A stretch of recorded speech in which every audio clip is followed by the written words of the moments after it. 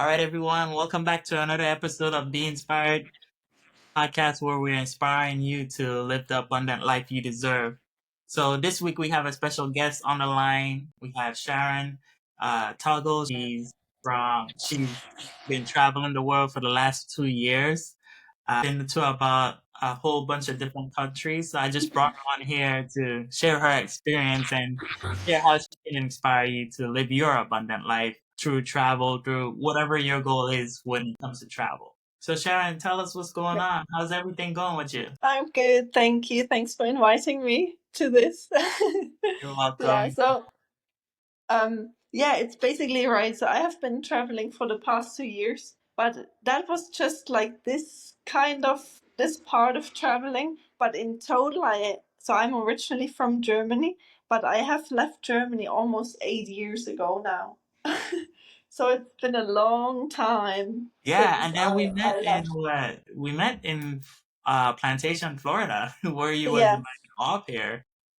Yeah, so basically that was my second year away from home. So if I go back in time, like I started nursing, and after I finished studying, I was basically looking for ideas on or on things I can do as a nurse outside of Germany. So one day I just started Googling German nurse outside of Germany, and I found this project in Tanzania, and it was a hospital, and they are looking for Western nurses basically helping out in the hospital. So I applied for this, and a couple days after I finished my last exams, I went to Tanzania for a year. And this is how I started basically. And for me, this was I always say it was the gate for me, or the door that opened for me to the world, because I thought, okay, if I can go to Tanzania for a year on my own, I can go anywhere. Right. 100%. Yeah. Yes, So, I was in Tanzania for a year.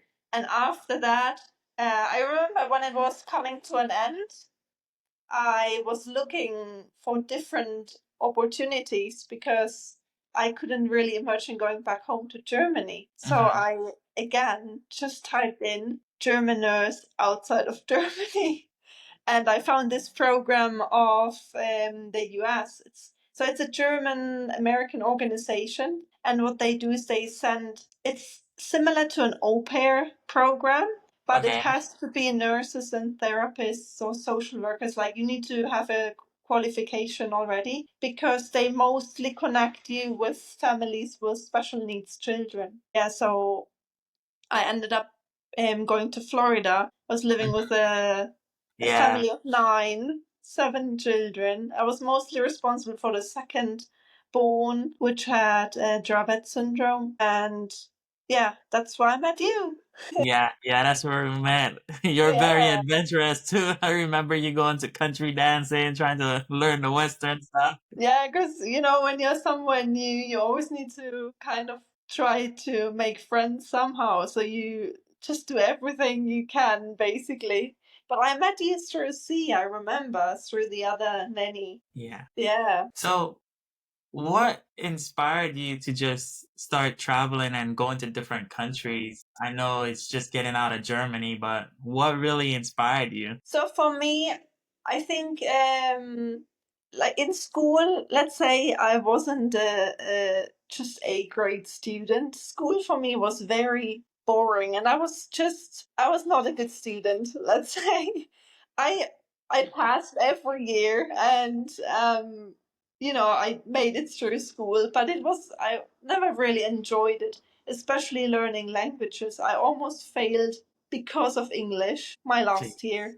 Yeah. And I had French for a year, but I decided not to continue with French. Like I was able to choose, and I didn't continue with it.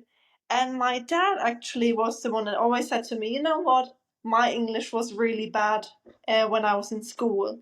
But he went after school for a year to England, and he Hmm. always said to me, after school, you go some to an English speaking country for a year, and that's how you will learn English. And that's, I think, how I got it in my head that I want to go outside of Germany. And once I applied for this job in Tanzania, my English was really not good. but I somehow managed to write an application, and yeah, they chose to give me the chance basically. And yeah, so once I was there, I remember I arrived in Kigali in Rwanda at the Mm-hmm. airport, and there was all these different signs at the airport on where I need through what gate I need to go. And that's literally when I realized, damn, I don't even understand what they are saying. But then I was already there, and I was like, okay, well, I'm here now, and I will somehow make it work.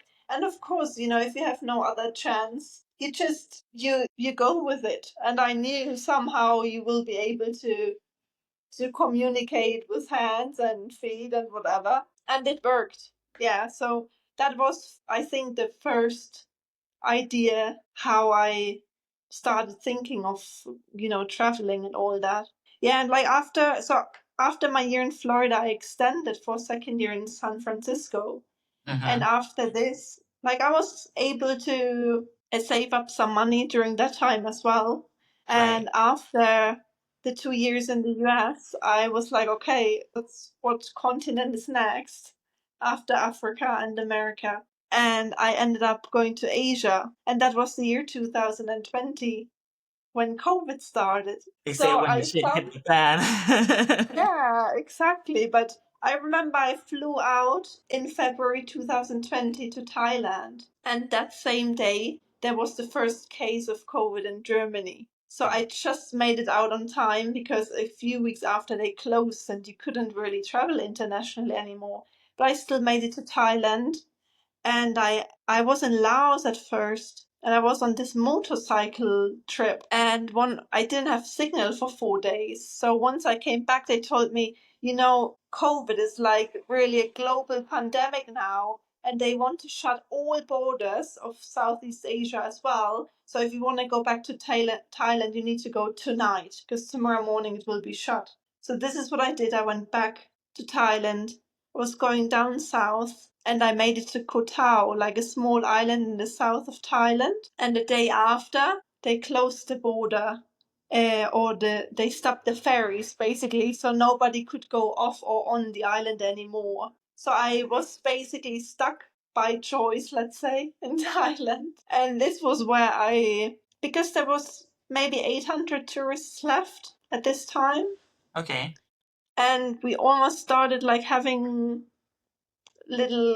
or we started different communities. Let's say there was people that were really passionate about cooking. Some were very passionate about yoga or acrobatic or learning languages. And this was when I started to learn Spanish because I was like, okay, I might use this time now.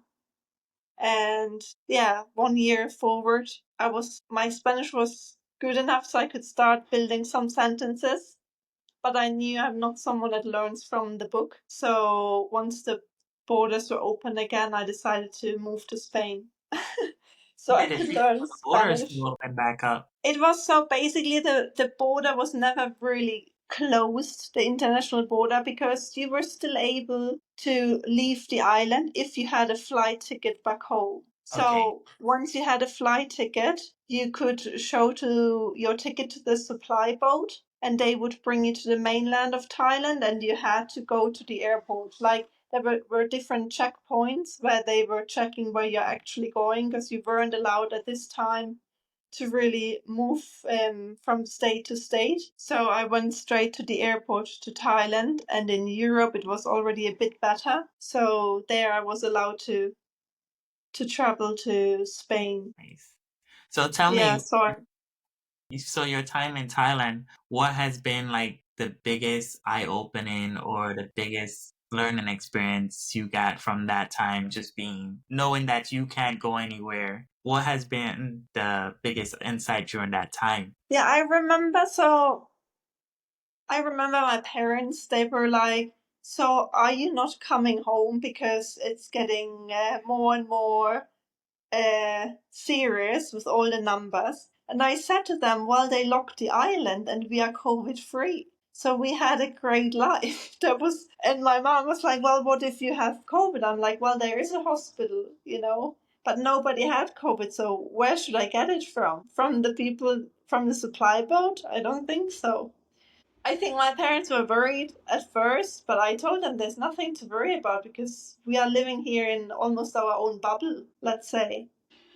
Yeah, we were just going with it really. And I know I was never really scared, let's say. You see that life always goes on, especially if you travel on your own. There's many things coming up where you are basically, I wouldn't say in trouble, but many things where you feel like, oh my god, what can I do now? But there's always people around that will help you out somehow. I remember I was at the ATM machine and my card didn't work. I always had two. One was blocked and the other one also somehow didn't work anymore. And I started crying at this ATM machine thinking, what do I do now? I have no access to money. And the girl next to me at the ATM machine said to me, you know what?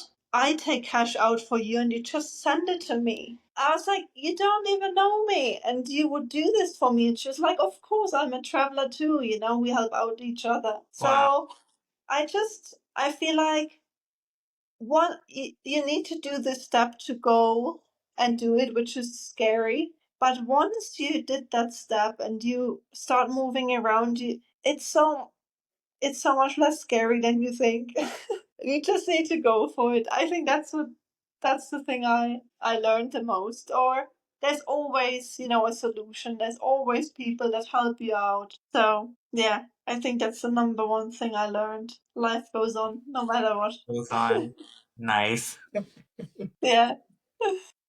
So, how many total countries have you been to? I My brother asked me that question like maybe last year or so. So I started having making this list on notes on my phone to write down all the numbers. That's why I know exactly actually. So I have been to 52 countries now, but including the ones I went with my parents to. So when I was a child, I was quite lucky and my parents took us around a lot, but in Europe. We never left Europe. So once I finished studying and I went to Tanzania. That was basically the first time I left Europe. Yeah, so I did quite a few with my parents while I was a kid, but then, like, for the past 2 years, I covered like many. I covered whole Southeast Asia, some of North Asia as well. And then I went to Australia, New Zealand. And in Australia, I was for a whole year because I was almost a year through Southeast Asia. And it's really cheap countries and you get far with a little money, but not in Mhm. Australia and New Zealand. So I always knew, okay, this is where I will settle for a year and do work holiday. So I started working there in sales because that was the first job I got really. And if I would want to work as a nurse, I would need to do a bunch of tests to prove that I'm a nurse. Yeah. And that costs a lot of money. So if you decide to be long term in Australia, it's worth it. But since I only had a work visa for 1 year and no intention to stay there longer than that, I just was like, okay, any job that pays well, I will do, basically. So I started working for a food subscription company in sales, and it was mostly door to door. So I was going from door to door in Australia and trying to sign people up to the food company, basically. And at the first, I will never forget. Like, in Germany, it's not allowed. You cannot sell anyone anything at the door. They would call the Okay. police on you. It's not allowed. But in Australia, it's a very common thing. There's people that sell you solar panels at your door, or like mosquito screens, or anything really. But to me, it was so weird, and I will never forget when I knocked my first door. I My heart was racing. I was like, "What are you doing, Sharon? Why are you doing this?" I But relate to you because I did door knocking as well for AT&T, and man, that was a real challenge. You have to be able to articulate and be able to close a sale. So I know that was a challenge for you. yeah, and I mean, I don't mind speaking to strangers. It was quite good actually that I have an accent as well because people were interested. They were like, why is a German in front of my door? And the company I worked for is actually German. So they were like, why are you at my door? And I was like, well, the company is German. So I flew in from Germany to speak with you today. And that was always my icebreaker. And people laughed and loved it. And then, if they like you, you sell them way easier. So it was a Yeah. big learning because I was never in sales before and it was really an experience. I liked And it, how long did you but do that for? for almost a year and also 6 days a week. I even worked Saturday because Nice. the salaries in Australia are really good. Yeah, so the salaries were quite good in Australia, which is why I just wanted to use that opportunity to make as much money as I can in that year because I had the intention to go to South America afterwards. And that's also not as cheap. I knew, okay, somehow I need to save up money again. Yeah, so I did quite well, which is why they allowed me to work Saturdays as well. And yeah, so I did 10 months working 6 days a week. I left the house at 8 a.m. in the morning. I came back at 8 p.m. in the morning. And on Sunday I slept, basically. But that just shows, if you want something, there's always a way to make money. And like growing up in Germany, it's really, they tell you in school already, you need to be sure what you want to study because this is what you do for the rest of your life. Right. And in Germany, it's very hard to, like, if I'm a nurse and I decide now, actually, I want to try something new and I try to get into marketing, for example, if I apply for a marketing job, they would look at me and they are like, well, you're a nurse.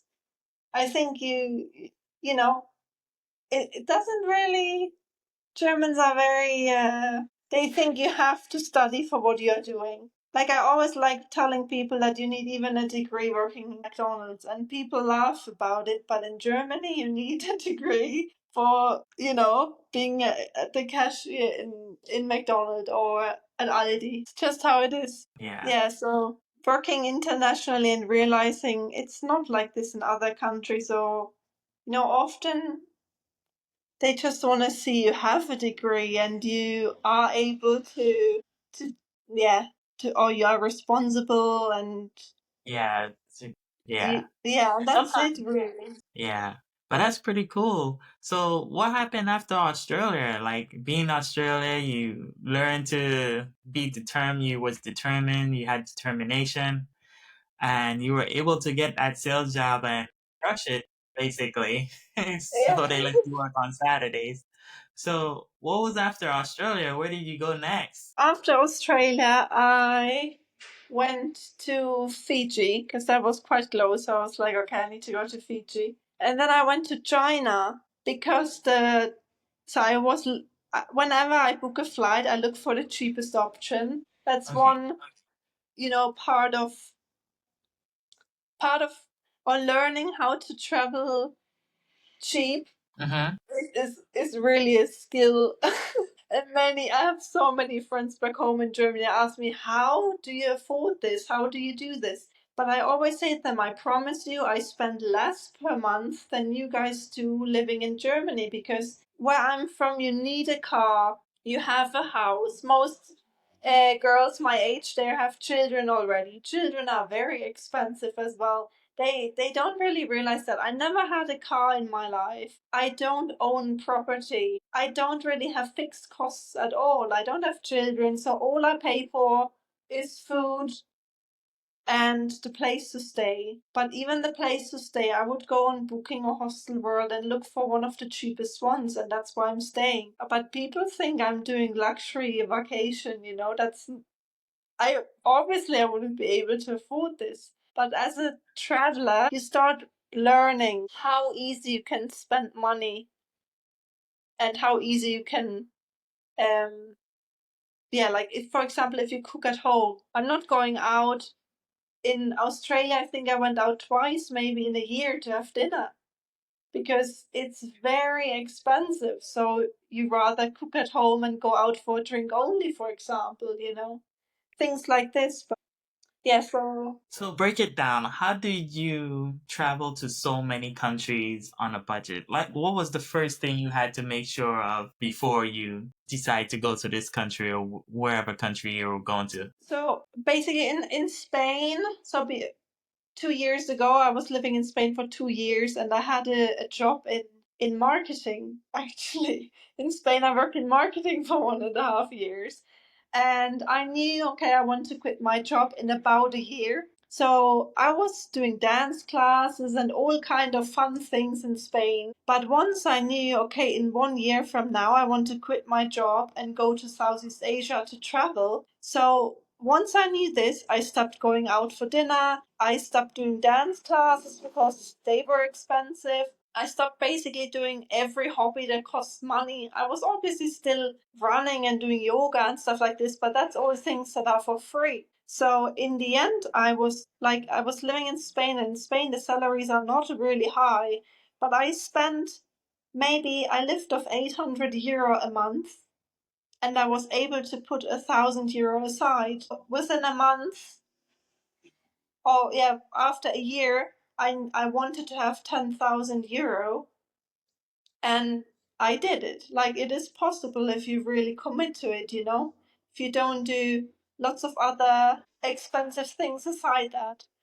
1 year after that, I basically quit the job and I had that money. So I knew, okay, I have a year Southeast Asia, that will be enough, but I will run out of money. I will run out of money after. So I knew after I will go to Australia to work for a year.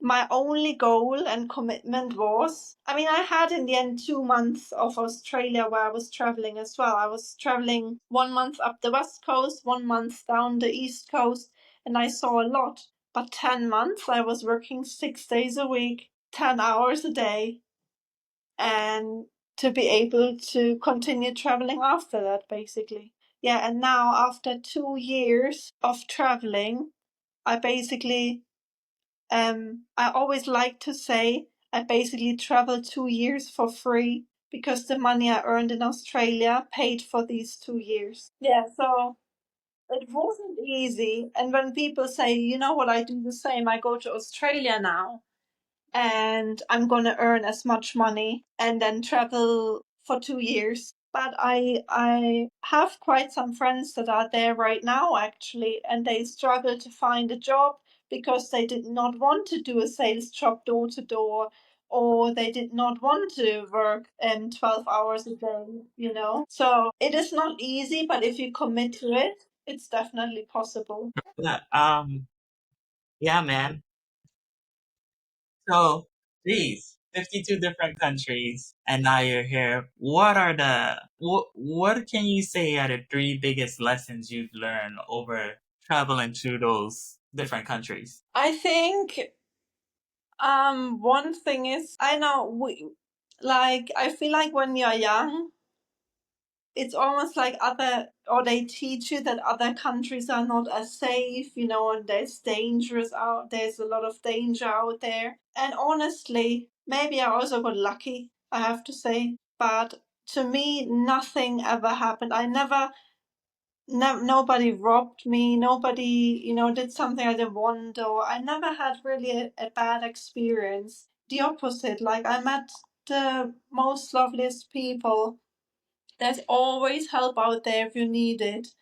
And yeah, I feel like, especially while traveling, I meet so many like minded people or travelers in general are very open minded. They go out there with an open heart and an open mind. And I feel like if you have that attitude, then the good comes to you as well. Obviously, I wouldn't, you can't be naive as well if you're a single traveler or woman, especially. I mean, I don't go party, and I barely drink alcohol because I feel like that wouldn't be safe. You need to be a bit careful. I'm not walking down dark roads at night. I barely hang out at night.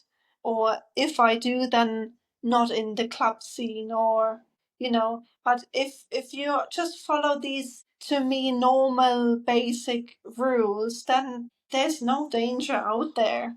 The opposite. People are so nice and lovely, always help. Yeah. Nice. And the second thing is, I don't think I have never I learned the basics in school, but the real life lessons I learned traveling. Like I don't I did not learn the main lessons at the school bank. So, what's the third thing you learned? The third thing I learned, um, I really like that one saying of like you do really learn outside of your comfort zone, and that is very true. Like it's for me, funny enough, it's not leaving that scares me the most. For me, it's coming back, which is coming up right now. I mean, I knew at some point, I it's time again. I need to find a job again. I need to settle down somewhere for at least a while to make money again. And yeah, with my boyfriend, we also kind of want to build something, like find a home, and a home costs money. So obviously we slowly enter that stage of, okay, we want to build something for us for the future. It doesn't need to be big, but we are dreaming of a little apartment in Spain, having a place we can make our home, really. And that doesn't mean that we need to stay forever in Spain. We might rent it out in the future, or who knows, but for now, we feel like we want to build a home. And for that, we need a job and a fixed income, obviously. So that, to me, that feels actually scarier, because traveling became almost my comfort zone, Yeah. even though it's like it's every day thinking again, where do I sleep tomorrow? What bus am I taking to the next destination? It's always planning. You always need to, you never really come home after a day of exploring and you just relax. No, because you need to think of what's tomorrow. So I'm looking forward to just yeah, having a place to go to at night, having our own bed, sleep in our own kitchen. That's all things that I start appreciating now, because I haven't had it for so long. And yeah, but at the same time, it's quite scary to leave my comfort zone of traveling, being free, being that happy traveler. Yeah, just they miss you. Yeah. Yeah, I know. One sec. Yeah. Oh man. So next time I gotta make sure they're sleeping before I come on podcast. Yeah. All Yeah. right. Well, So yeah, so before, the third one I think is really like you learn the most when you leave your comfort zone. As scary as it, like if it's scary, you will learn. all right. Yeah. So before we wrap up, how can people connect with you if they wanna get some more traveling tips or talk to you about traveling and learning more about your experiences? How can people connect with Yeah. you? Like I do share quite some tips and tricks, or how to travel on a budget and stuff like that on Instagram. And I follow a bunch of people that are very similar. Whenever you travel, it's hard to stay with someone in touch over WhatsApp, But if I follow them on social media, I feel like I'm still part of their journey. I see where they go, what they are doing. You can't constantly be in touch with them, but that's, I think, a huge benefit of social media. I often see someone post that they're actually in the same city than me right now, and then we meet up again, which is great. So yeah, if someone is interested in following, I do share it on Instagram mostly. And yeah, I'm always happy to help people. If they have questions, they can reach out or text me, and I'm happy to help if I can. Nice. Then, what's one final thing you'll share with the audience to help them be successful if they decide to travel to many different countries at once? I think, like, the number one thing is there's always a way to make money and to keep yourself independent, even if you don't work in your profession that you studied. Like if you are open minded and willing to work in a restaurant, there's always jobs online. You can teach English, for example. That's what many people do as well. So many people have the idea of I need a lot of money to travel.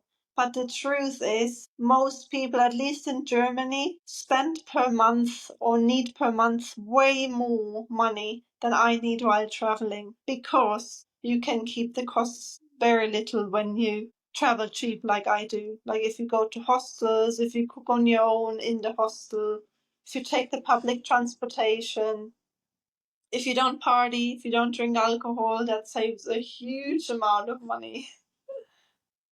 Yeah, so and yeah, there's always a way and jobs out there you can do that keep you going if you really want to do that. Sharon, I just want to say thank you eh, for coming on here and sharing your experiences of traveling. Before we leave, I just announce that if you're looking for a life coach or if you're looking for a coaching experience, you can click the link below. My calendar is below, so you can experience the abundant life you deserve. So again, this is Samuel Rodney at Be Inspired Podcast. This is Sharon. She shared how to connect with her on her Instagram. It's also going to be linked at the bottom. So we'll see you guys next Sunday on our next episode of Be Inspired Podcast. All right. Peace out. Thank you guys for joining. Thanks to you for inviting.